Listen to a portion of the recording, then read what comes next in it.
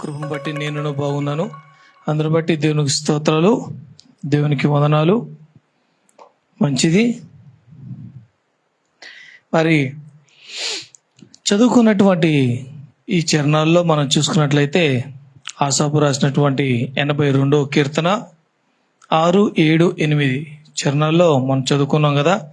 దాంట్లో అంటున్నాడు కదా, మీరు దైవములనియు మీరందరూ సర్వోన్నతుని కుమారులనియు నేనే సెలవిచ్చి ఉన్నాను. అయినను ఇతరు మనుషులు చనిపోనట్లు మీరును చనిపోదురు, అధికారులలో ఒకడు కూలినట్లు మీరును కూలుదురు. దేవుడి ఈ మాటల ద్వారా మనతో మాట్లాడును గాక. ఆమేన్. హల్లెలూయా, హల్లెలూయా. పర్టికులర్గా చెప్పాలి ఏంటంటే, మరి గంభీరముగా గట్టిగా కర్ణబైరి తెగిపోయే విధంగా మరి గట్టిగా కేకలు వేస్తూ చెప్పండి అని చెప్పాలి కదా. హల్లెలూయా చెప్పే ముందు అలా చెప్పాలి కదా. హల్లెలూయా. నిజంగా మీకు గట్టిగా చెప్పడం వలన మీకు ఆనందంగా అనిపించుద్దో లేదో తెలియదు, కానీ ఆ శబ్దముతో చెప్పినప్పుడు మాత్రం ఇక్కడ నిలబడి ఉన్నటువంటి దైవజనులకి మాత్రం చాలా ఆనందంగా ఉంటుంది. వాళ్ళకే అంత నడిపించమని పని ఇచ్చినటువంటి పని చేయమని ఇచ్చినటువంటి పనులకే అంత ఆనందం అనిపిస్తే, ఆ ఆస్తులు ఆగ్రహించగలిగినటువంటి స్వీకరించేటటువంటి నా దేవుడికి ఇంకెంత ఆనందంగా ఉంటుంది. కొన్ని సంవత్సరాలు కొంత ప్రాజెక్ట్ చేయరా కూతురా కొడుకా అని చెప్పేసి దేవుడిచ్చినటువంటి ఆ పనిని చేసేటటువంటి వాళ్ళకే అంత ఆనందంగా అనిపిస్తే, అంత గంభీరముగా సంతోషముతో గట్టిగా చెబుతున్నప్పుడు వాళ్ళకే అంత ఆనందంగా అనిపిస్తే, నా దేవుడికి స్వీకరించి వినేటటువంటి నా దేవుడికి ఇంకెంత సంతోషంగా ఉంటుంది. అందుకే అన్నిసార్లు చెప్పించేది, పడుకున్న వాళ్ళు లెగుస్తారు, లేకపోతే పక్కన వాళ్ళు గెలుస్తారు, ఇట్టాటి ఆటల కోసం కాదు. మేము వాక్యం మధ్యలో కానీ ముందు కానీ వెనక కానీ హల్లెలూయా హల్లెలూయా హల్లెలూయా అని చెప్పేది ఎందుకు అనంటే, పడుకోకూడదు ఉండాలి అనే ఆలోచనతో కాదు. అట్టాని పడుకోమని నేను చెప్పటం, ఈ అమ్మగారు అయ్యగారు కూడా చెప్పరు, ఎవరు కూడా చెప్పరు అన్నమాట. కాబట్టి ఇక్కడికి వచ్చింది ఎందుకు మనం? ఏండే ఎందుకు వచ్చాం ఇక్కడికి? అమ్మగారు అయ్యగారు మంచి భోజనం పెడతారు, తినేసి వెళ్దాం. చల్లగా వేసి ఆడతారు, ఫ్యాన్ వేస్తారు, కమ్మ పడుకొని పోదాం. మంచి జాగా, మంచి స్థలం పడుకోడానికి. ఇంటందుకు వచ్చేదే కాదే. నేను ఎన్నోసార్లు చెప్పా, ఇది ఆత్మీయ పాఠశాల. ప్రార్థన అయిపోయిన తర్వాత ఎవరి గృహానికి వాళ్ళు వెళ్ళిపోతారు. గుర్తుపెట్టుకోండి, ప్రార్థన అయిపోయిన తర్వాత ఎవరి గృహానికి వాళ్ళు వెళ్ళిపోతారు. కానీ అందరం కలిసి చేరేటటువంటి ఒక ప్రదేశం ఇది. ఏంటి అంటే, దేవుని ఆరాధించే స్థలమై ఉంది. కేవలం ఇది దేవుణ్ణి ఆరాధించే స్థలం అంతే. ఆత్మీయ పాఠశాల. నీవు ఆత్మీయంగా ఎలా బతకాలి, మాట్లాడాలి, ఉండాలి, నడవాలి నేర్పించేటటువంటి పాఠశాల. Take it as a college are a school. School అనుకోవచ్చు, కాలేజ్ అనుకోవచ్చు, ఏదన్నా తీసుకోండి మీరు. నేర్పించేటటువంటి పాఠశాల. నేర్చుకుంటావా, లేకపోతే పడుకుంటావా, లేకపోతే రాసుకోకుండా నోట్స్ తీసుకోకుండా వెళ్ళిపోతావా? లాస్ట్కి ఫెయిల్ అయ్యేది ఎవరు? సర్టిఫికెట్ లేకపోతే విలువ ఉందా? ఫీజులు కడుతున్నావు అంటే సమయాన్ని కేటాయిస్తున్నావు. టీచర్లు అంటే ఇక్కడ చెప్పి నిలబడేటటువంటి సబ్జెక్ట్ మీరు నేర్చుకోవట్లా. లాస్ట్లో ఎగ్జామ్లో ఫెయిల్ అంటే బతికేటటువంటి జీవితంలో నువ్వు జీవించట్లా. సర్టిఫికెట్ నువ్వు పాస్ అయ్యేవాడి అంటే నువ్వు పరిశుద్ధంగా లేవు. ఆ సర్టిఫికెట్ లేకపోతే నువ్వు బయటికి వెళ్ళిన తర్వాత విలువ ఉందా? విలువ లేదు. అంటే నీకు పరలోక రాజ్యానికి అవకాశం ఉందా? లేదు. That's why I said.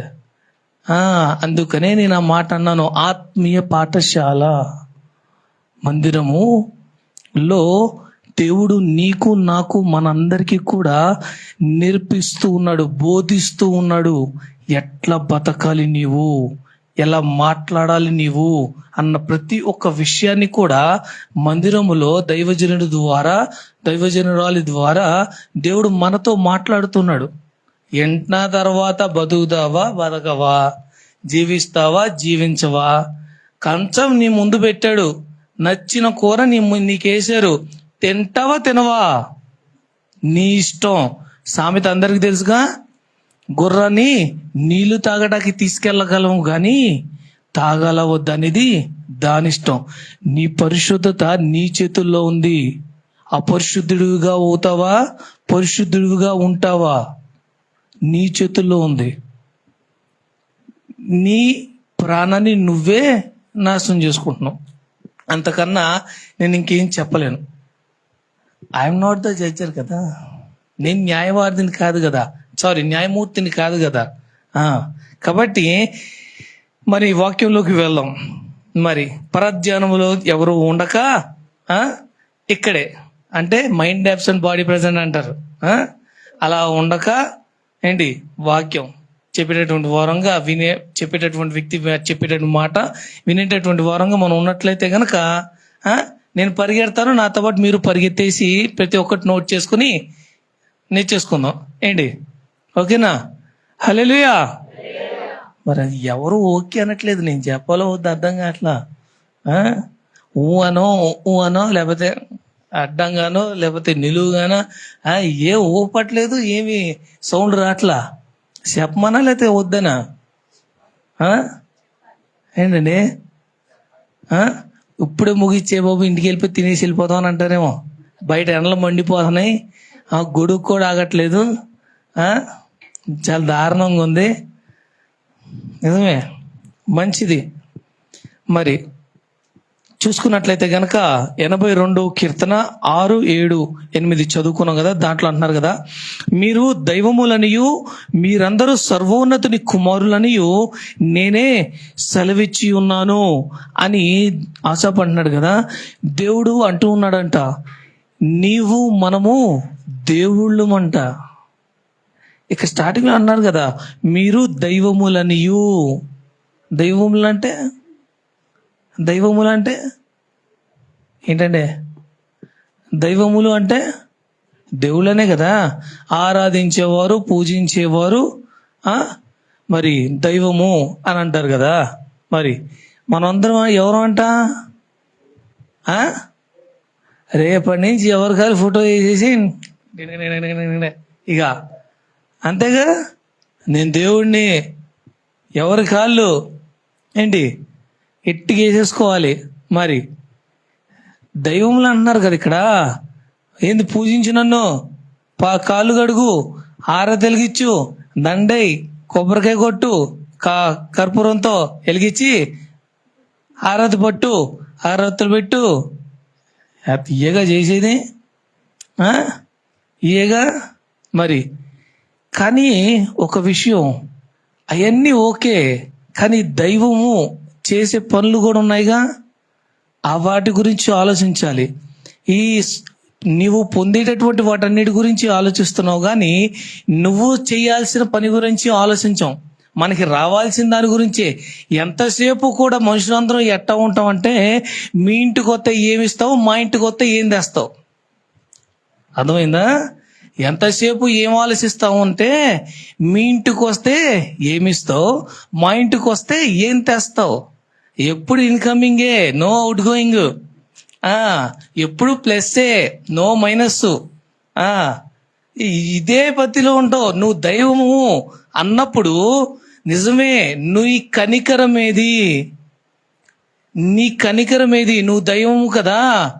నువ్వు దైవము, దేవుడువు, దేవతవి అనే స్థాయిలో దేవుడు నిన్ను కూర్చోబెట్టినప్పుడు నీ తత్వము, నీ గుణము, నీ నైజము, నీ స్థానము ఇది అని నువ్వు చూపించాలిగా. నీ కటాక్షం ఏది, నీ కనికరం ఏది, నీ ప్రేమ ఏది? మనిషి పడ చూపిస్తున్నావా? దైవములు కదా మీరు, స్వస్థపరచగలిగినటువంటి స్థానంలో దేవుడు పెట్టేశాడు కదా.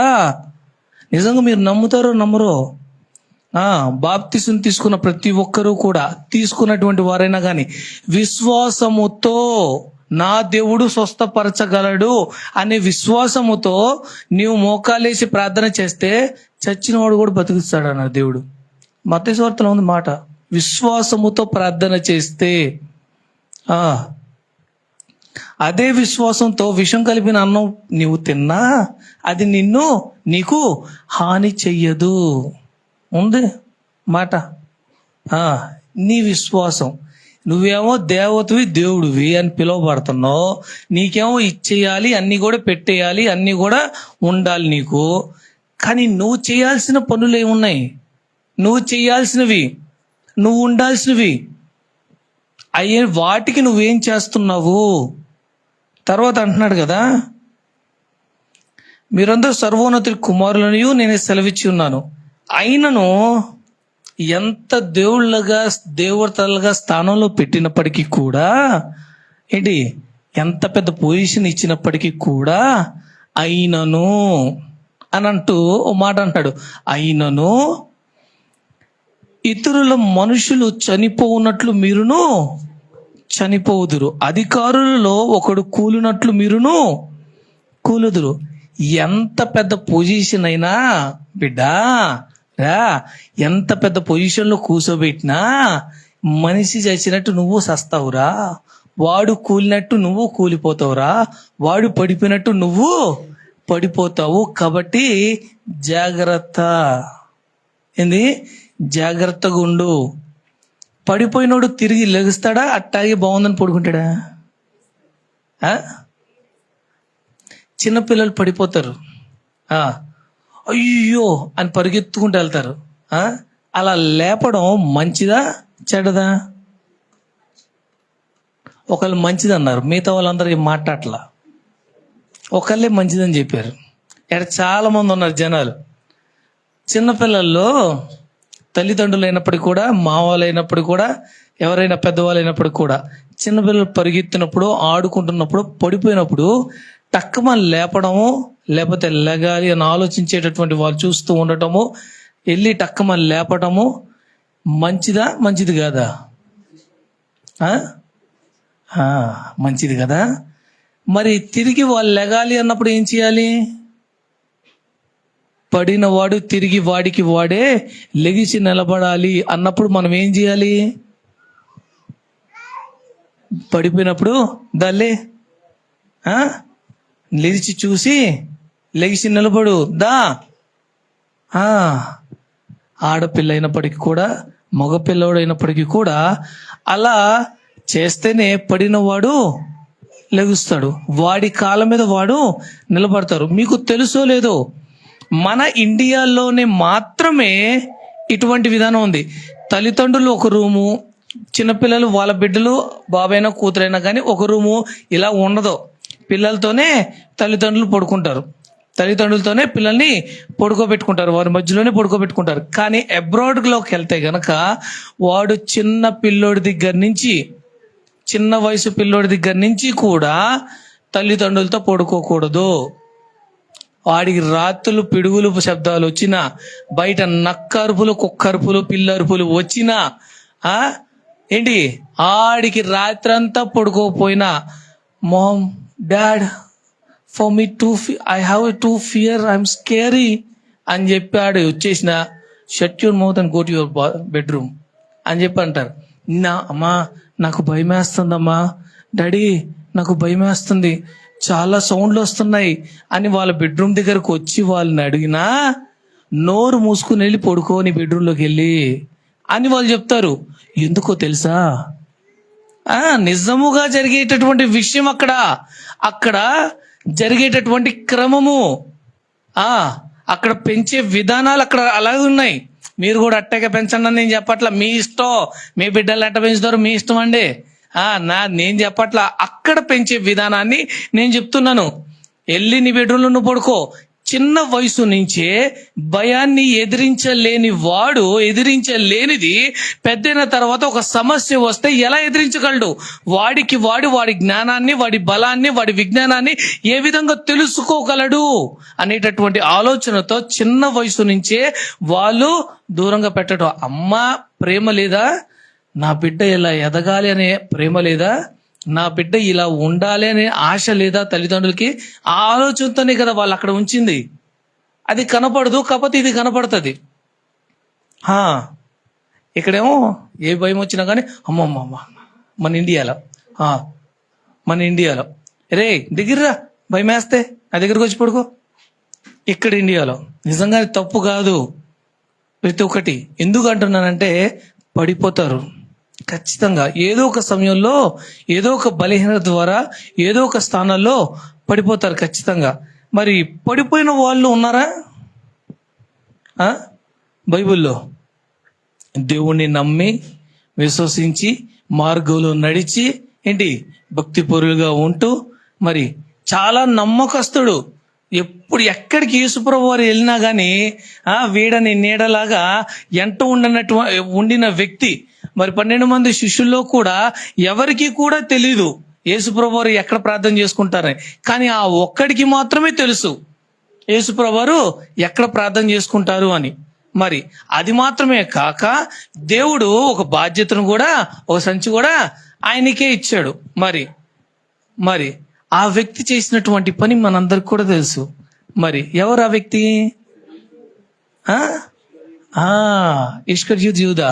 మరి 12 మంది శిష్యులు ఉన్నప్పటికీ కూడా ఎవరికి కూడా తెలియదు యేసుప్రభు వారు ఆ తోటలో ఎక్కడికి వెళ్ళి ప్రార్థన చేసుకుంటారు అని. మరి మొత్తం ఆ తోటలోకి వెళ్ళేటప్పటికి చెట్లన్నీ ఒకే విధంగా ఉంటాయి, ఏ దారి చూసినా ఒకే రకంగా ఉంటాయి. కాబట్టి ఇక్కడ ఆయన చేసుకునేది అనేది ఎవరికీ తెలియదు.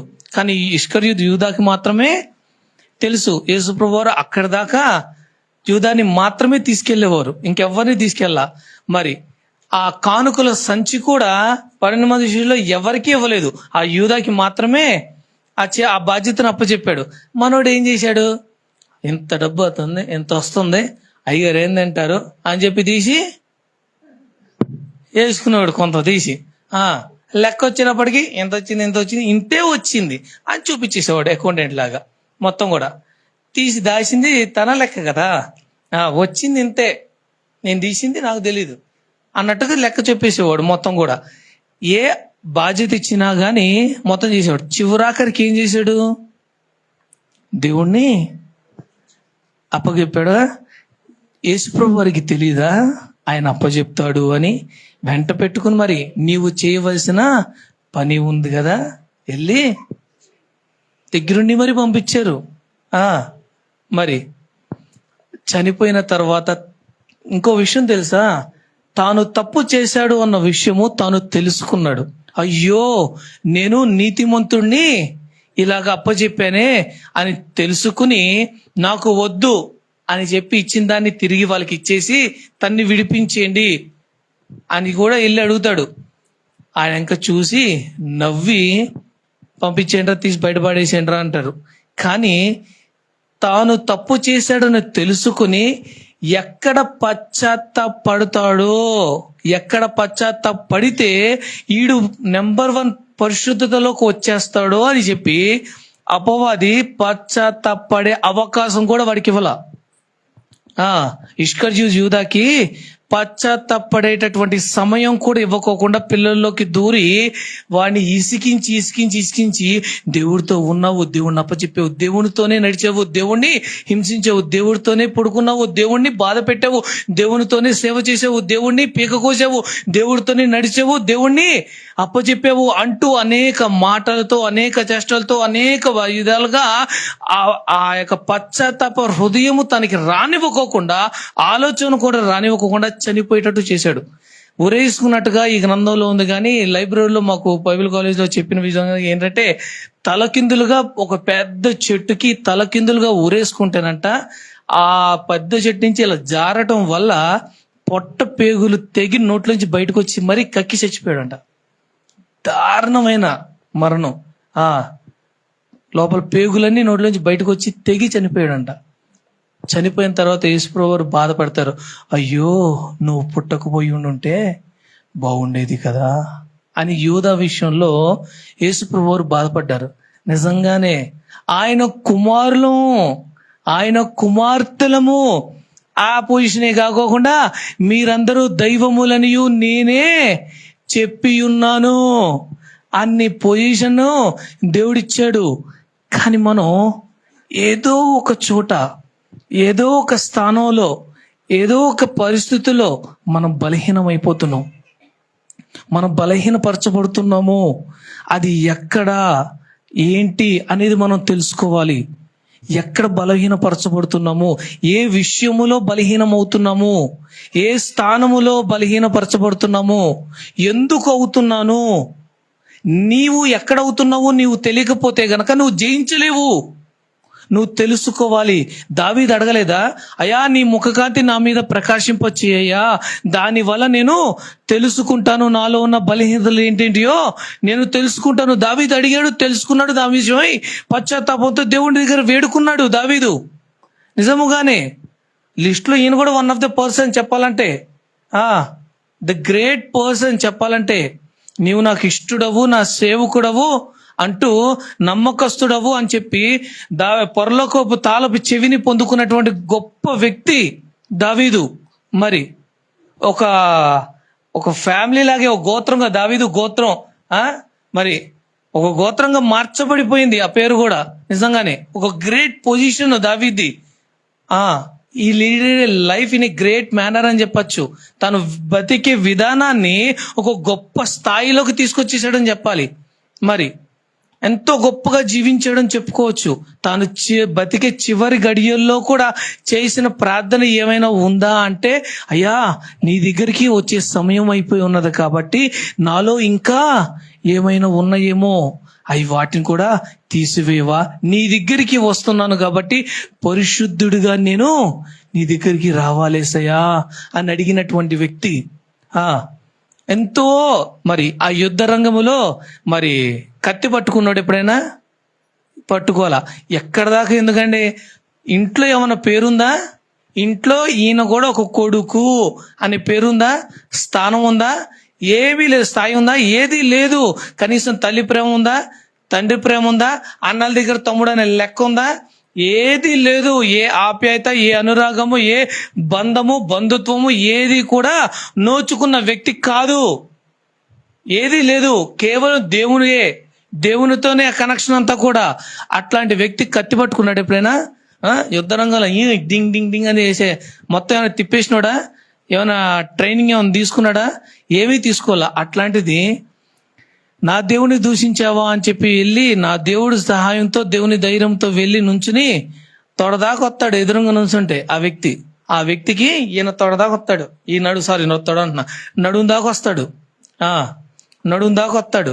అట్లాంటి వ్యక్తిని వెళ్ళి పీక నరికేశాడు. ఒక్క రాయితో చంపి తల నరుకొచ్చేసాడు. నిజంగానే ఆ గొలియాతు కత్తి కూడా మొయ్యలేకపోయాడంట దావీదు. అంత పెద్ద కత్తిని, గొలియాతు తెచ్చుకున్నటువంటి కత్తిని దావీదు ఎత్తలేకపోయాడంట. అంత పెద్ద కత్తి ఎత్తలేకపోయాడు. వెళ్ళి పీక నరికి రాజు చూపిడానికి తీసుకొచ్చాడు.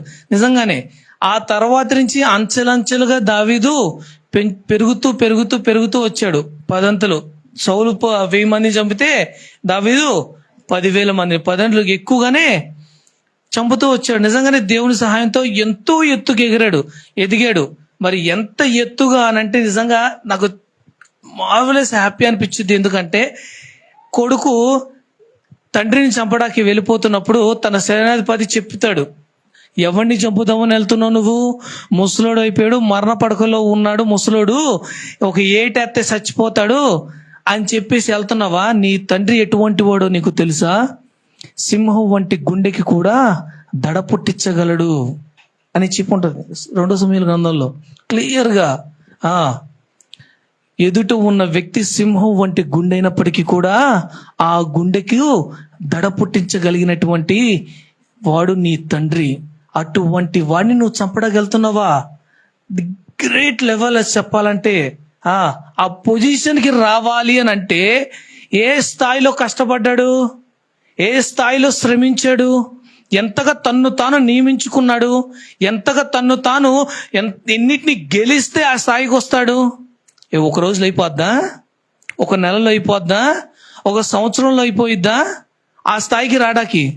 ఎన్ని యుద్ధాలు చేస్తే దావీదు వస్తున్నాడు యుద్ధానికి అని అంటే ముందుగానే అటుపక్క ఉన్నటువంటి వాళ్ళు, దావీదు నీతో యుద్ధం నేను చెయ్యను, నీకేం కావాలో వచ్చి తీసుకెళ్ళిపో అని ఎదురొచ్చి చెప్తున్నారు.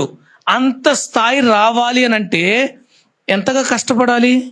అంత స్థాయికి వెళ్ళినప్పటికి కూడా ఒకసారి ఏం చేశాడు, యుద్ధానికి వెళ్ళొచ్చు కదా, మానేసి పైకెక్కి యుద్ధాన్ని జరుగుతుంది లేదు చూద్దాం అని చెప్పి చూడొచ్చుగా పైన చూడుకోకుండా కింద చూస్తాడు. కింద చూశాడు, పడిపోయాడు. అవునా? చూశాడు, అక్కడ పడిపోయాడు. అక్కడే కాకోకుండా పైకి తెచ్చుకుని క్షయించడం అదొక రెండో తప్పు కాకోకుండా మళ్ళీ అయింది కదా చేసేసుకుందాం, పెళ్లి చేసుకుందాం అని చెప్పేసి ముందు వరుసలో భర్తను నుంచోబెట్టి చంపించేశాడు. 3 తప్పులు, ఒకటికి 3 తప్పులు చేశాడు. 3 తప్పులు చేసినా తాను చేసినటువంటి గొప్ప పని ఏంటో తెలుసా?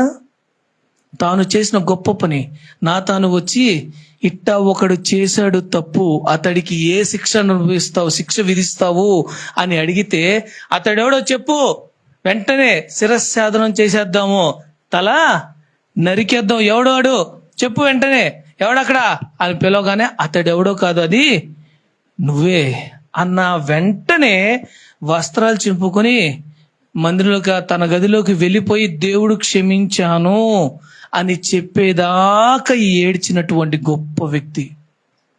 మనం ఏడుస్తామా? పడిపోయాము, తప్పు చేసావు, నువ్వు తప్పు చేస్తున్నావు, నువ్వు ఎదగలేకపోతున్నావు, వంగలేకపోతున్నావు, నేర్చుకోలేకపోతున్నావు, బ్రతకలేకపోతున్నావు, నువ్వు ఈ స్థానంలో ఉండలేకపోతున్నావు, ఈ వాక్యం నా జీవితంలో లేదు, ఈ వాక్య ప్రకారం నేను బ్రతకలేకపోతున్నాను అని తెలుసుకున్న తర్వాత దేవుని దగ్గరికి వెళ్ళి ఏడ్చిన క్షణాలు, ఏడ్చిన సమయాలు, దేవుని దగ్గర గడిపిన సమయాలు మనకు ఉన్నాయా? పరుపు కొట్టుకుపోయేటట్టుగా ఏడ్చాడంట దావీదు. నిజమేనయ్యా, 1కి 3 తప్పులు చేశానయ్యా, తాను చేసినటువంటి ఒక్క ప్రార్థన వలన పాపాలన్నీ క్షమించబడ్డాయి. ఆ పాపానికి శిక్షకు బదులుగా తన కుమారుని కూడా దేవుడు తీసుకున్నాడు. సీరియస్ గా ప్రార్థన చేశాడు, ఉపవాసం ఉండి ప్రార్థన చేశాడు. దేవుడు కనికరించి ఎక్కడైనా క్షమించకపోతాడా అనే ఆశతో చేశాడంట. కొడుకు చనిపోయాడు, సీరియస్ గా బయటకు వచ్చి స్నానం చేసి డైనింగ్ టేబుల్ దగ్గర కూర్చొని తినేసాడు, భోజనం చేశాడు. ఎవరన్నా చూపికపోతాడా? క్షమాపణ దొరికింది, కానీ చేసిన తప్పుకు శిక్ష అనుభవించాలిగా. దానికి బదులుగా కుమారుడు చనిపోయాడు, పుట్టే బిడ్డ చనిపోయాడు, అయిపోయింది. శిక్షను అనుభవించాడు, క్షమింపబడ్డాడు, బయటకు వచ్చాడు. ఎవరైనా ఆ క్షమాపణ మనం పొందుకుంటున్నామా? నేను బ్రతకలేకపోతున్నాను దేవా, నాకు సహాయము చెయ్యి అని అడిగేటటువంటి ప్రాణాలు ఎంతమంది ఉన్నాయి మనకి? ఎంతమంది ఉన్నామండి? రిపెంటెంట్ హార్ట్ ఎంతమందికి ఉంది? ఎవ్రీ టైం, ప్రతి క్షణము ఆ రిపెంటెంట్ హార్ట్ మనకు ఉండాలి. ఆ పశ్చాత్తాప హృదయము ప్రతి క్షణము మనకి ఉండాలి. నిజంగానే మనం ప్రార్థన చేసుకుంటున్నప్పుడు మాత్రమే, మనము ఫంక్షన్కి వెళ్తున్నప్పుడు మాత్రమే తీసి కొత్త బట్టలు వేసుకున్నట్టుగా ప్రార్థన చేసుకున్నప్పుడు మాత్రమే ఈ పశ్చాత్తాప హృదయం నీకు ఉంటే అది హృదయమే కాదు. ఖచ్చితంగా గుద్ది చెప్తాను, అది నీకు ఉన్నది హృదయమే కాదు. నేను ఖచ్చితంగా చెప్పగలను. ఎప్పుడు మోకరించినా దేవా నన్ను జ్ఞాపకం చేసుకో అని కళ్ళలో గిర్రమ నీళ్లు తిరగాలి. ఎప్పుడు మోకాలేసినా, ఎప్పుడు ఎక్కడైనా కానీ నీవు మోకాలు లేసావు అని అంటే, దేవుని దగ్గరకు వచ్చావు అని అంటే, దేవా నన్ను జ్ఞాపకము చేసుకో అని నువ్వు అడగగలిగిన వ్యక్తివిగా ఉండాలి. ఆ హార్ట్ ఎప్పుడు ఉండాలి. నువ్వు ఏ ప్రదేశంలో ఉన్నా కానీ. దావీదు ఎక్కడ అడగలేదండి, దావీదు ఎక్కడ మొరపెట్టలేదు. ఎక్కడ మొరపెట్టినా ఆయన ప్రార్థన ఆలకించాడు. ఎందుకంటే ఎప్పుడు ఆయన ప్రార్థనలో అదే హృదయంతో ప్రార్థన చేశాడు, ఎప్పుడు కూడా అదే హృదయంతో మొరపెట్టాడు. నీకు ఆ సమయంలో మాత్రమే ఉంటుంది అని అంటే అది నీ హృదయం కానే కాదు. దేవుడు కోరిన హృదయం నీకు లేదు.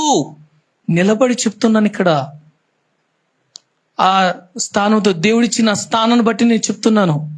ఆ హృదయం నీకు లేదు అనంట. ఏ విధముగా దేవుని దృష్టిలో నువ్వు లెక్కింపబడతావు? నా కుమారుడువు, నా కుమార్తెవు అని ఏ విధముగా నీవు ఇంకా ఎన్నిక చేయబడతావు, ఏ విధముగా ఆ హృదయమే నీకు లేదు. దావీదు బతికిన బ్రతుకు ఉందా, విధానము ఉందా, జీవితం ఉందా? మనమేమో కుమారులమా, దేవుళ్ళ మేఘంగా, దేవుళ్ళమే, మామూలు కూడా కాదు. ఇక్కడ మనుషులు ఉంటేనే ఎవరిని చూడటం, ఎవరిని ఆపలేకపోతున్నాం.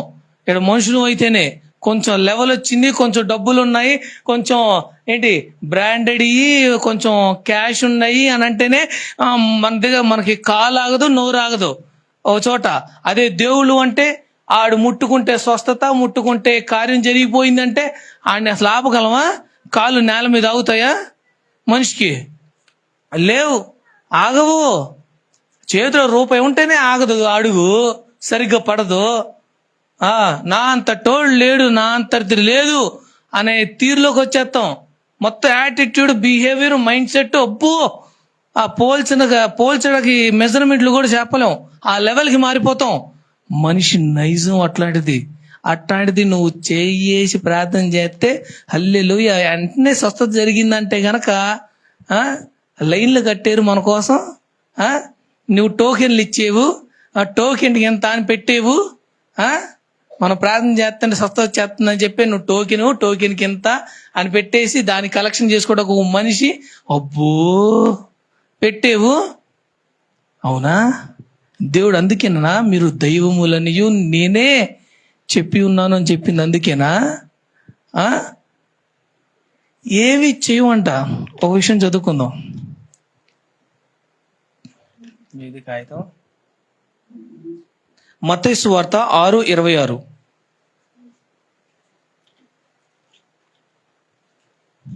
మనందరూ కూడా బాగా తెలిసినటువంటి మాటే. ఇవన్నీ తెలిసిన మాటలుగా నాకు తెలియదండి, నేను ఎప్పుడు చదవలేదండి అనేటువంటి మాట కాదు. చదువుదాం. చూడుడి,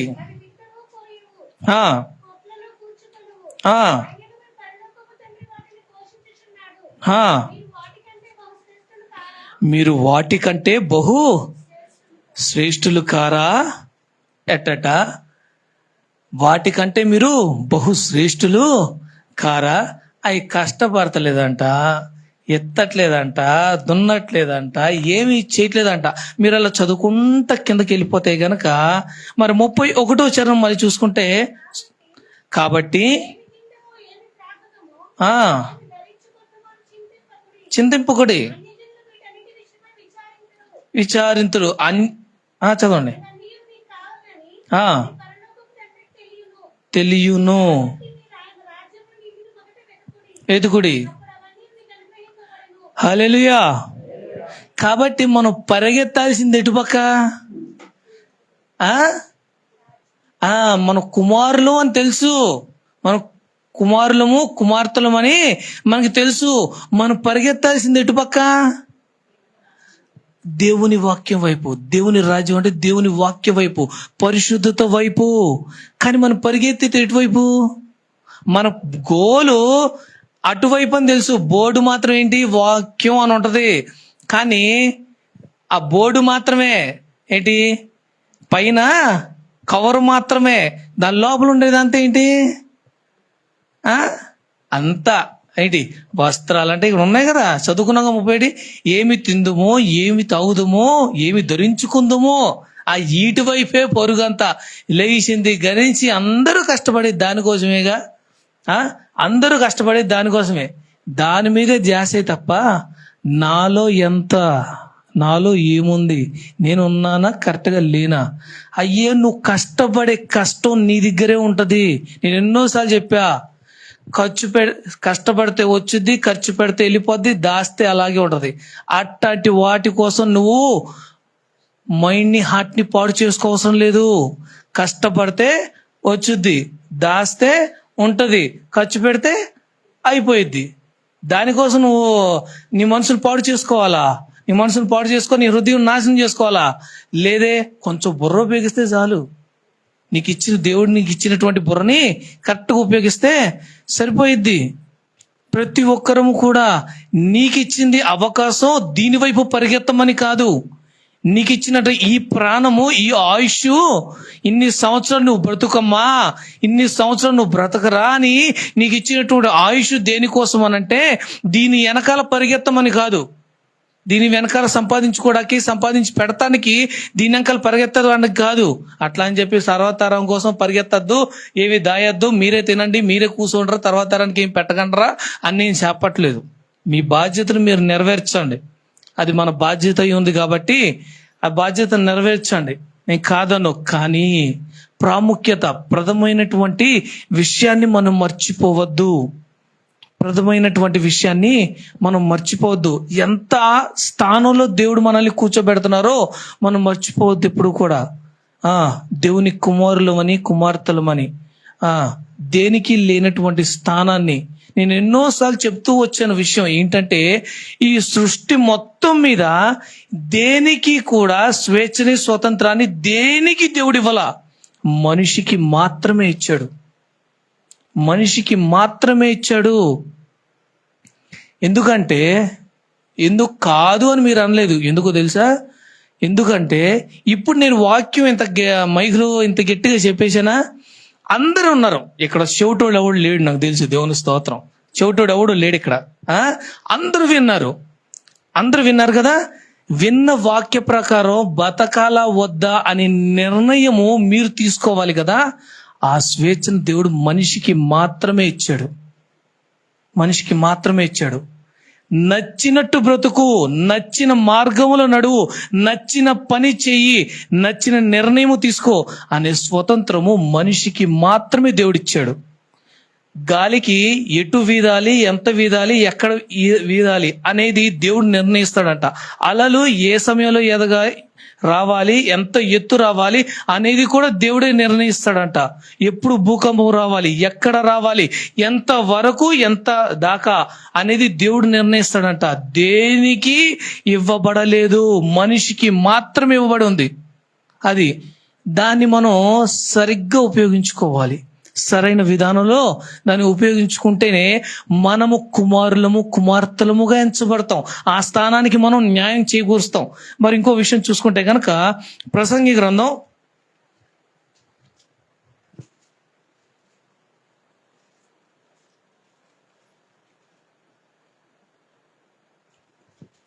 3వ అధ్యాయం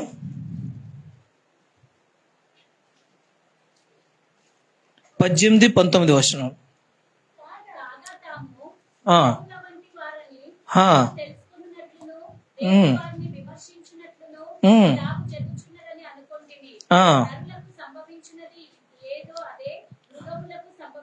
ఉంచును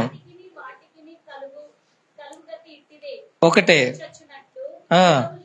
చచ్చును ఒకటే ప్రాణం లేదు. హల్లెలూయా. ఇంత గొప్పగా చెప్పేసి నిజంగా ఎంత ఇదిగా తీసుకొచ్చేసారు చూసావా. మనిషికి జంతువుకి తేడా లేదురా అబ్బాయి. ఒకటే తేడా ఏంటంటే వాటికి ఆత్మ లేదు, మనకి ఆత్మ ఉంది. అది ఒకటే తేడా. అవి బతుకుతాయి, నువ్వు బతుకుతున్నావు. అవి చేస్తాయి, నువ్వు చేస్తావు. నీకు గాయమైతే నొప్పి ఎలా ఉండదో దానికి కూడా గాయమైతే నొప్పి అట్టాగే ఉండదు. నేను పోయిన ఆదివారం చెప్పా అమ్మల గురించి. చెప్పినప్పుడు నాకు రోడ్డు మీద జరుగుతున్నటువంటి శబ్దాలన్నిటిలో, భార్య భర్తలు గొడవ పడుతున్నటువంటి వాటిలో ఒక్క మాట వినబడింది. ఆ మాట చెప్పానా లేదా? గుర్తుందో లేదో, దేవుని స్తోత్రం. మాతృ దినోత్సవం రోజు నేను చెప్పాను. మరి రోడ్డు మీద కుక్క బతుకుతుంది, నువ్వు బతుకుతున్నావు. కుటుంబాన్ని చూసుకోవాల్సిన బాధ్యత నీకు లేదా అంటూ గట్టిగా గల్ల పట్టుకుని భార్య భర్తను అడుగుతున్న విషయం మీ అందరికి చెప్పాను. మరి అదే విధంగా ఇక్కడ అంటున్నాడు, జంతువుకి మనకి తేడా లేదు అని అంటున్నారు. మనం బ్రతికే విధానానికి విలువ ఉండాలిగా. ఉందా? యూదాలాగా బ్రతుకుతున్నామా? ఏంటే పేతురుని తీసుకుందాం. పేతురు, నాకంటే నిన్ను ఎవరు ఎక్కువ ప్రేమించడయ్యా, ప్రేమించేవాడు లేడు. ఇక్కడ ఉన్న వారు అందరిలో కల్లా నేనే నిన్ను ఎక్కువ ప్రేమిస్తున్నాను అని చెప్పినాడు. అవునా? ఎక్కువ ప్రేమిస్తున్నా అని చెప్పినాడు. ఆ గెచ్చమని తోటలో కూడా యేసుప్రభుని తీసుకెళ్తాకని చెప్పి వచ్చి చేపట్టగానే వెంటనే కత్తి తీసి నరికేసినాడు కూడా పేతురు.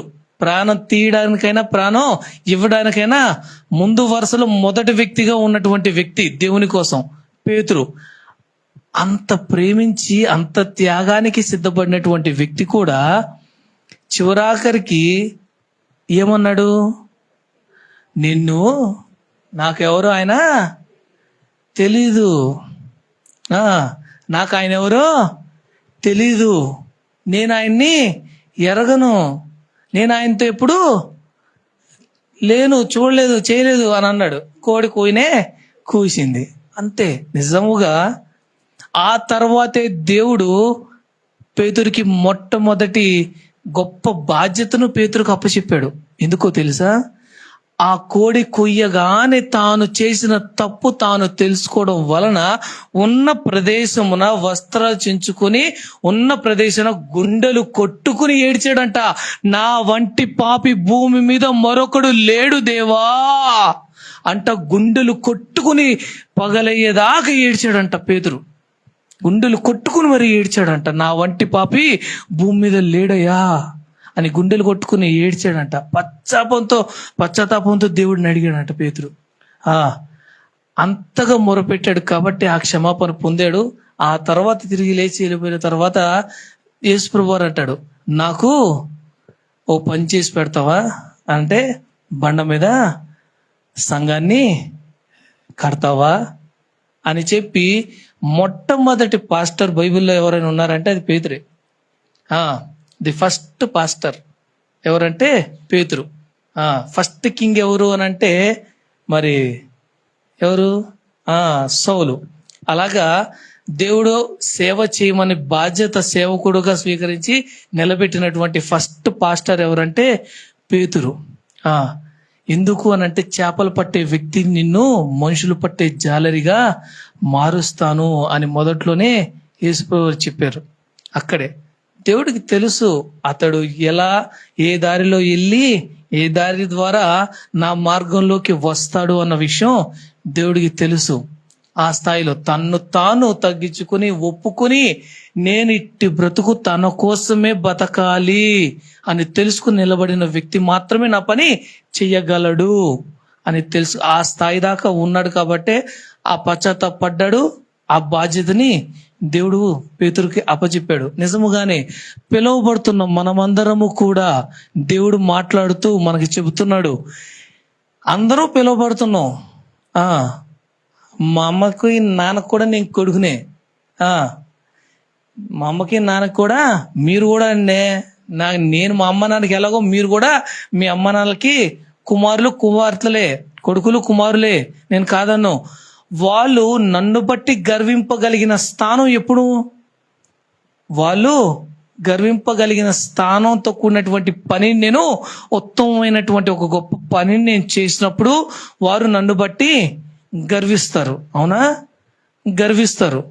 ఒకవేళ ఏ దరిద్రమైన పనో నేను చేసి ఒక నలుగురిని గొడవకి ఇంటికి తీసుకొస్తే నా కొడుకు అంటారు. అప్పుడు నలుగురిని అని చెప్పి గట్టి గట్టిగా ఎవడున్నారా అంట అరుచుకుంటా ఇంటి దాకా వచ్చి గేట్ తోసుకుంటా అన్ని ఇంటికి వచ్చేసి బూతులు ఒక్క మాట కాకుండా అన్ని మాటలు తిడతా ఉంటే నా కొడుకు అని గర్వంగా చూపించుకుంటారా? ఎప్పుడు?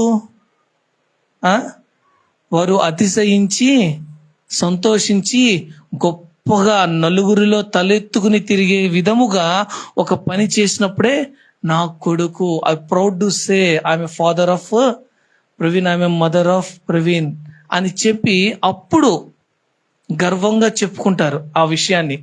ఉత్తమమైన పని చెప్పినారు. దేవుడికి మనం కుమారులు అంట.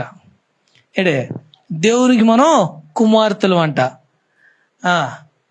ఒక్కసారి నన్ను ప్రౌడ్గా ఫీల్ అయ్యానట్రా ఒక్కసారైనా మనల్ని బట్టి నా దేవుడు ఒక్కసారైనా గర్వించాడంటారా?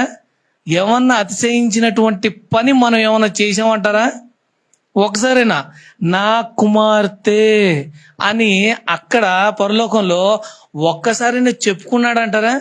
మనల్ని బట్టి, ఇందాక చెప్పాగా, నన్ను బట్టి నా తల్లిదండ్రులు ఎప్పుడు నేను ఒక మంచి ఉన్నతమైన పని చేసినప్పుడు, అలాగే మనల్ని బట్టి నా దేవుడు చెప్పుకున్నటువంటి స్థానాలు మన విషయంలో ఏమైనా ఉన్నాయా? నీకు నువ్వు అనుకోవడం కాదు, అది కనపడాలి. నువ్వు బతికున్నావు అనడానికి రుజువేంటి?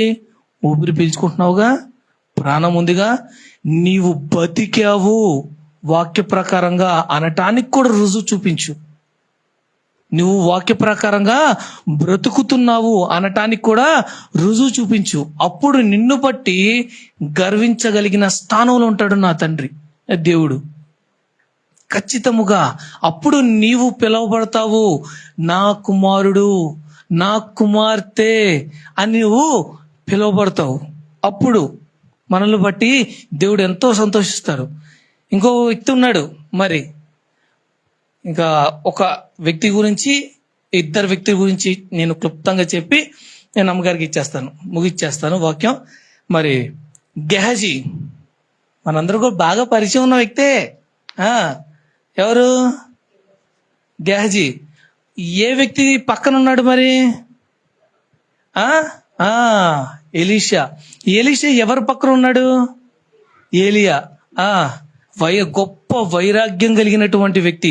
నేనే సేవకుడినైతే ఆకాశం నుంచి అగ్ని దిగి వచ్చి వీళ్ళని కాల్చి వేస్తదని మాట సెలవిచ్చిన వెంటనే అగ్ని దిగి వచ్చి ఉన్న 50 మందిని కాల్చి బూడిద చేసింది. నా దేవునికి వ్యతిరేకముగా ఎన్నడూ మరలా విగ్రహారాధన అనేది ఉండకూడదు అని చెప్పి ఒంటి చేత 480 మందిని ఊచకోత కోసాడు ఏలియా. మరలా విగ్రహారాధన ఉండకూడదు అని చెప్పి అక్కడ ఉన్న పంతులు ఎవరైతే మనుషులు ఉన్నారో అందరినీ కూడా మొత్తం కత్తించుకుని నరుక్కుంటూ వెళ్ళిపోయాడు ఏలియా. ఎవరిని బతకనివ్వకోకుండా మొత్తం అందరినీ చంపేశాడు. అటువంటి గొప్ప వైరాగ్యం కలిగినటువంటి సేవకుడు పక్కన ఒక శిష్యుడిగా ఉన్నటువంటి వ్యక్తి ఎలీషా.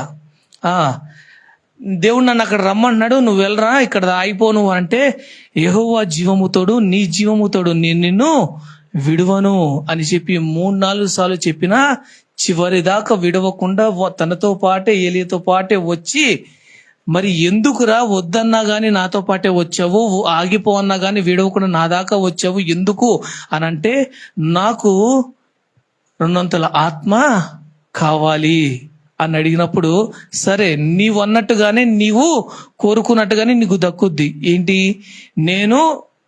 నా దేవుడు నన్ను తీసుకెళ్లేటప్పుడు నీవు నన్ను చూస్తే గనక నీవు అనుకున్నది నీవు పొందుకుంటావు అని చెప్పని అన్నాడు.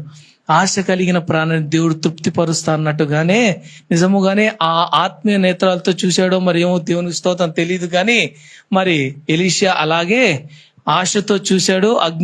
అగ్ని రథాల మీద రావటం, ఏలియాని అలా తీసుకువెళ్ళటం, మరి ఎలీషా చూడటంతో ఏలియా మీద ఉన్న దుప్పటి అలాగా ఎలీషా మీద పడటంతో 200 ఆత్మ బలం మరి ఎలీషా పొందుకున్నాడు.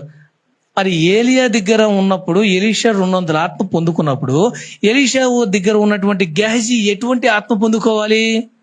అయితే ఎక్స్టెండ్ అవ్వాలి, లేదా డబల్ అవ్వాలి. అంటే 3 రెట్లు అవ్వాలి, లేదా 4 రెట్లు అవ్వాలి. అవునా? మరి అవునా? అంతటి వైరాగ్యంతో కూడినటువంటి సేవకుడి దగ్గర ఉంటేనే 2 రెట్లు పెరిగింది. అంత గొప్ప సేవకుడి దగ్గర ఉన్నటువంటి శిష్యుడిగా ఉన్నటువంటి గెహజీ ఎట్లాంటి ఆత్మ పొందుకోవాలి, ఎట్లాంటి పాఠాలు నేర్చుకోవాలి, ఎట్లాంటి మార్గంలో నడుస్తున్నటువంటి వ్యక్తిగా ఉండాలి?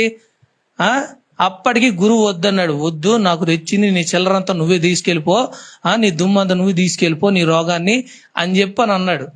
ఊరుకోవాలిగా. గురువు గారు వద్దన్నారు, దుమ్ము నాకెందుకు ఆ దుమ్ము అని చెప్పి అనుకోవాలిగా. దాంట్లోనే ఉంది గోల్డ్ అని చెప్పేసి లగెత్తుకుంటా వెళ్ళి తెచ్చుకున్నాడు. ఏం వచ్చింది? తాను తెచ్చుకుంది దుమ్మురా, మొత్తం రోగం అని తెలిసి తాను తెచ్చుకోవడమే కాదు, మళ్ళీ మొత్తానికి ఏం చేశాడు? ఫ్యామిలీ మొత్తానికి పంచాడు, స్వీట్లు పంచినట్టు. మొత్తం ఫ్యామిలీ మొత్తానికి కుష్ఠ రోగాన్ని తీసుకొచ్చి పెట్టాడు.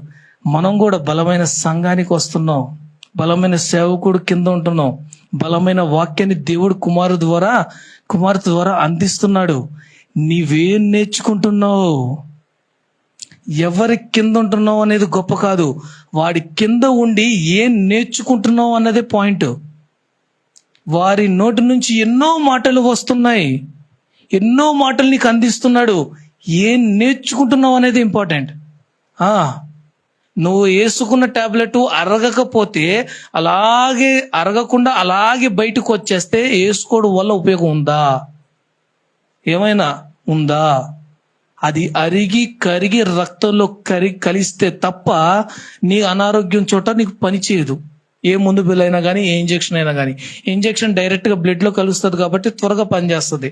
టాబ్లెట్ అయితే కనుక 2-3 గంటల తర్వాత అరిగి కరిగి రక్తంలో కలిసి కొంచెం లేటుగా పనిచేస్తుంది. అది మరి అది కలిస్తే తప్ప, అది ఒకవేళ అరగలేదు కరగలేదు, వేసుకున్నది వేసుకున్నట్టు కానీ బయటకు వచ్చేసింది, వేసుకోవడం వల్ల ఉపయోగం ఉందా? లేదు. అలాగే నీవు సంఘానికి వస్తున్నావు, గంటల కొద్ది ఇక్కడ ఉంటున్నావు, గంటల కొద్ది వాక్యాన్ని వింటున్నావు, విన్న వాక్యాన్ని విన్న చోటే అలా వినేసి వదిలేసి వెళ్ళిపోతున్నావు అని అంటే ఏంటి ఉపయోగము? కుటుంబం మొత్తానికి ఒక రోగాన్ని తీసుకొచ్చి పెడుతున్నావు, ఒక శాపాన్ని తీసుకొచ్చి పెడుతున్నావు. నువ్వు ఎదగట్లేదు, నీ కుటుంబానికి నువ్వు దీవెన సమకూర్చట్లేదు, నువ్వు నేర్చుకోవట్లేదు, నీ కుటుంబానికి ఏమీ కూడా నేర్పించట్లేదు, నువ్వు బ్రతకట్లేదు, నీ కుటుంబానికి కూడా బ్రతకమని నువ్వు చెప్పట్లేదు, నువ్వు నడవట్లేదు, నువ్వు నడవమని కూడా నీ కుటుంబానికి ఏమీ కూడా చెప్పట్లేదు. నువ్వే కదా హెడ్, తల్లిదండ్రులే కదా. అక్కడ తండ్రి చేసింది, పిల్లలు చేయలా, తండ్రే ఆ పని చేసింది. ఏమి నేర్చుకుంటున్నాము? ఏమి నువ్వు నేర్చుకుంటున్నావు? ఏం పొందుకుని వెళ్తున్నావు? స్టార్టింగ్లోనే చెప్పా, ఆత్మీయ పాఠశాల. మందిరము అనేది, సంఘము అనేది ఆత్మీయ పాఠశాల. దేవుడు మనకి సర్వాన్ని నేర్పిస్తున్నటువంటి స్థలమై ఉంది ఇది. ప్రతి ఒక్కరము కూడా ఏం నేర్చుకుని వెళ్తున్నావు? ఆఖరిగా మనందరూ కూడా తెలిసినటువంటి వ్యక్తి హిజ్కియా రాజు. మన మొత్తం తీసి రెఫరెన్స్లను తీసి చదివించాల్సిన అవసరం కాదు, కానీ యెషయా గ్రంథంలో ఉంది కదా హిజ్కియా రాజు గురించి. తాను చేసిన పని మీరందరూ కూడా తెలుసు. మరి తాను చేసినటువంటి పని మీరందరూ తెలుసు. యుద్ధం చేశాడు, యుద్ధం చేసి వచ్చిన తర్వాత అలా కూర్చుని చూసావా, మనంతటోడు లేడు అసలు. ఈ రాజ్యంలోనే కాదు, ఈ చుట్టుపక్కల కూడా మనంత తోపు ఎవరు లేరు. మన పెద్ద తీస్మార్కాన్ని మించిపోయాం అసలు. తీస్మార్కాన్ని 30 అది మనం వాడిని మించిపోయాం అనే తీరులో గర్వించేశాడు. ఒంటి చేత్తో పెద్ద యుద్ధం చేసేసి గెలిచేసాం, విజయం గెలిచేసాం. మనం లేకపోతే ఏమీ లేదు, మనం బట్టి అటు గెలిచేసాం అని కొద్దిపాటి గర్వాన్ని గర్వించాడు. వెంటనే దేవుడు దూతను పంపించాడు. ఎవరిని? యెషయాని. దేశం పంపించి చెప్పాడు, వరా నువ్వు గర్వించావు బానే, ఇంకొన్ని రోజుల్లో చచ్చిపోతున్నావు, సర్దుకు పెట్టి అని చెప్పి యెషయాతో చెప్పి పంపించాడు. ఇందు విషయమై నువ్వు చనిపోతున్నావు అని అన్నారు. అక్కడ మీరు చదువుకోవచ్చు, వాక్యంలో 3 విషయాలు ఉంటాయి. ఇన్ని సంవత్సరాలు నీ యందు విశ్వాసంతో బ్రతికిన బ్రతుకు, నీతిగా ఉన్నటువంటి జీవితం, నీ మార్గము నడిచినటువంటి విధానం, ఈ 3టిని బట్టి నన్ను చూసి నన్ను క్షమించవా అని అడిగాడు. ఇన్ని సంవత్సరాలు నీ యందు కలిగి ఉన్న విశ్వాసం, నీతిగా బ్రతికిన బ్రతుకు, మార్గము నడిచినటువంటి నడక, ఈ 3 నీతో ఉన్నాయి కదా, ఇవి చూసి నన్ను క్షమించవా అని దేవుణ్ణి అడిగాడు. ఈ 3 మన దాంట్లో ఏమైనా ఉందా? ఒకటైనా తప్పు చేసాం, ఫర్ సపోజ్ తప్పు చేసాం, ఇక్కడ తప్పు చేయనాడు ఎవడున్నాడు లేండి, ఏ సత్య విజయం, హల్లెలూయా, నాతో కలిపి అందరూ పాపులమే, హల్లెలూయా. ఎవడైనా గాని, అయ్యా ఇన్ని సంవత్సరాలు నీ ఎందుకు కలిగి ఉన్న భక్తిని బట్టి నన్ను క్షమించవా అన్న అడగగలిగిన స్థానం ఎవరికైనా ఉందా ఇక్కడ? ఇన్ని సంవత్సరాలు నీ యందు విశ్వాసంతో బ్రతికాను, నేను నీతిగా బతికాను, ఈ వాక్యాన్ని బట్టి జీవించాను, నిలకడగా నిత్యము నేను ఆ మాటను పట్టుకుని బ్రతకగలిగిన వ్యక్తిగా ఉన్నాను, దీన్ని బట్టి నన్ను చూసి పరిశుద్ధపరచవా అన్న అడగగలిగిన వ్యక్తులముగా ఉన్నాము ఎవరన్నా? నిజముగా తక్కువ కాదు, అది నిజంగా చాలా కష్టమైన పనే, చాలా కష్టమైన పనే. కానీ ప్రయత్నించమంటున్నాడు దేవుడు, ట్రై చేయమంటున్నాడు. అసలు అడుగు వేస్తే కదా బ్రతకటానికి ప్రయత్నం చేస్తే కదా విని వెళ్ళిపోయే వారమే. ఉన్న వాళ్ళు విని వెళ్ళిపోయే వాళ్ళమే. ఒక్కసారి దేవుడి దగ్గర మోకాలేసి చూడు, ఎంత గబ్బు కొడుతున్నావో, ఎంత దుర్వాసన వస్తుందో మన దగ్గర నుంచి, ఎన్ని కుప్పలు ఉన్నాయో మన ముందు. మీరే కాదు, నేనైనా కానీ తెల్ల సొక్కా వేసుకున్నంత మాత్రాన మీకన్నా పెద్ద పరిశుద్ధిని కాదు, నిలబడి వాక్యాన్ని వివరించేస్తుంటే పెద్ద పరిశుద్ధిని కాదు. కంపేరింగ్ విత్ యూ ఓన్లీ, మీతో పోల్చుకునే నేను చెప్తున్నా, మీతో సమానమే చెప్తున్నాను. నేనైనప్పటికీ కూడా పశ్చాత్తపడాల్సిన వాడినే, సిద్ధపడవలసిన వాడినే, క్షమింపబడినటువంటి క్షమాపణ హృదయాన్ని కలిగి ఉండవలసిన వాడినే నేను కూడా. ఆ క్షమాపణ దేవుని దగ్గర నుంచి పొందవలసిన వాడినే నేను కూడా. ప్రతి ఒక్కరము కూడా ఆయన చేసిన ప్రార్థన దేవుడు ఆలకించి క్షమించిందే కాకోకుండా దేవుడు ఇంకా 15 సంవత్సరాలు ఆయుష్ను పెంచాడు. నిజముగానే మనము అడగగలిగిన స్థానం ఏమైనా ఉందా? ఏమైనా గొప్ప ప్రార్థనా పరులం, గ్రేట్ సింగర్లం, మనం చేసినంత పరిచయం ఎవరు చేయం, వాక్యం చెప్పినంతగా ఎవరు చెప్పం. రెఫరెన్సుల మీద రెఫరెన్సులు, బైబిల్ మొత్తం తిరిగేస్తాం. ఆది కాండం నుంచి మలాకి మత్తయి నుంచి ప్రకటన మొత్తం గిరగిర తిప్పేస్తాం ఒక అంశం మీద, ఏ ఒక్క రిఫరెన్స్ వదులుకోకుండా. ఏంద్ర గొప్ప గొప్ప ఏంటంట, 360 రోజులు ఇక్కడ బలిపీఠం దగ్గర కూర్చొని ప్రార్థన చేసినా గొప్పలే, వాక్యం చదివేసినా గొప్ప లేదు. ఆయన ఈ వాక్యాన్ని బట్టి బ్రతకగలుగుతున్నాను అని చూపించలేని నీవు, నీ జీవితం పరిశుద్ధత లేదు, క్షమాపణ లేదు నీకు. క్షమింపబడని నీవు ఏ అర్హతతో కుమారుడు అవుతావు? ఏ యోగ్యత లేని నీవు దేవతవి, దేవుడివి అని పిలువబడతావు నువ్వు? ఎన్ని ఎబిలిటీ, ఎన్ని క్వాలిఫికేషన్ మనకి ఉండాలి కదా పిలువబడటానికి. ఎవరు తక్కువ కాదండి ఇక్కడ. దేవుని కంటే కొంచెం తక్కువనిగా చేసి ఉన్నాడు. 8వ కీర్తనలో అంటున్నాడు ఆయన, నరుని దర్శించుటకు వాడే పాటివాడు, దేవుని కంటే నీవు వాన్ని కొంచెం తక్కువనిగా చేసి ఉన్నావు. 8వ కీర్తనలో ఉంది. కొంచెం తక్కువనిగా చేశాడంట మనల్ని. Little bit. ఏంటది? ఇగో ఇదే, ఈ గ్రంథమే, 66 పుస్తకాలు. దీని ప్రకారం నువ్వు బతుకు, నిలబడు, సాక్షాత్తు దేవుడే దిగి వచ్చి నీ పక్కన దాసుడుగా నిలబడతానంటున్నాడు. ఈ వాక్య ప్రకారం బతికితే దేవుడే నీ పక్కన దాసుడుగా చేతులు కట్టుకుని మరి నిలబడతాడంట. కాబట్టి ప్రతి ఒక్కరము కూడా 82 కీర్తనలో 6, 7 మనం చదువుకున్న దాన్ని బట్టి నీవు దైవములని నా కుమారులు అని నేనే తెలియపరిచాను. అయినప్పటికీ అయినను పడిపోకుండా ఉండర్రా. ఎంతటి అధికారులైనా పడిపోతారా. కాబట్టి నీవు పడిపోకుండా సరైన విధానములో, జ్ఞానముగా, వివేకముతో నీవు బ్రతుకు. వారు పడిపోయిన వాళ్ళు ఉన్నారు, నీకు ఉదాహరణగా నీకు తెలియపరుస్తున్నాను. పడిపోయారు, భక్తిగా నిలబడ్డారు, భక్తి మార్గంలో నడిచారు, వైరాగ్యముతో ఉన్నారు. కానీ ఒక స్థానములో, ఒక పరిస్థితుల్లో, ఒక విషయాల్లో పడిపోయారు. నీవు జారకు, నీ జ్ఞానం ద్వారా నిలబడు, నీకు ఇచ్చిన బలము ద్వారా నిలబడు, నీ వివేకముతో బలవంతురాలుగా నిలబెట్టుకొని నువ్వు అని దేవుడు తెలియపరుస్తున్నాడు. కాబట్టి ప్రతి ఒక్కరము కూడా మనల్ని, మన భక్తిని, మన బలాన్ని మనం పెంచుకునే వరంగా ప్రతి ఒక్కరం కూడా జీవిద్దాం. దేవుడి చిన్న మాటకు వెనుకలో దీవించును గాక. ఆమేన్.